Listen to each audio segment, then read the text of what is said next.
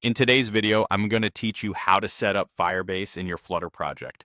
By the end, you'll have the Firebase CLI installed, you'll be logged in, the CLI will be active in your terminal, and Firebase will be configured inside your Flutter app. First, install the Firebase CLI.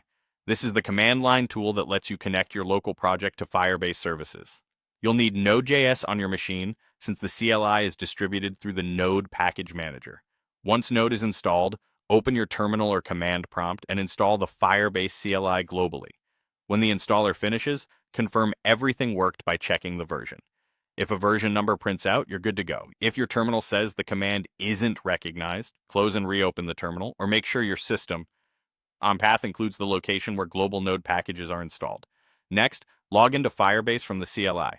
In your terminal, run the login command.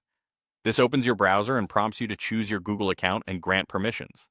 After you approve, return to the terminal and look for a success message confirming you're authenticated. If your browser blocks the sign-in tab, allow the pop-up or copy the provided link manually into your browser. Now, activate the Firebase CLI in your environment. Practically, this means ensuring your terminal can run Firebase commands from any folder. Run a quick help or version command to verify the CLI responds. If you installed recently and it doesn't, restart your terminal, or on some systems log out and back in so the path updates. From this point on, when you type a Firebase command, it should execute without errors. Finally, configure Firebase in your Flutter app.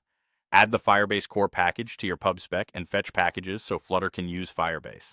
In your main entry file, ensure Flutter bindings are initialized, and then initialize Firebase before running your app. You'll also need platform-specific configuration files. For Android, place the Google Services JSON file inside the app module and make sure the Google Services plugin is applied in your Gradle settings. For iOS and macOS, add the plist configuration file to the runner target and confirm it's included in the build. For web, supply your web app's Firebase configuration object and initialize Firebase before your Flutter app bootstraps. If you prefer a guided setup, the Flutterfire tooling can generate these configuration files and link platforms automatically, saving time and avoiding typos.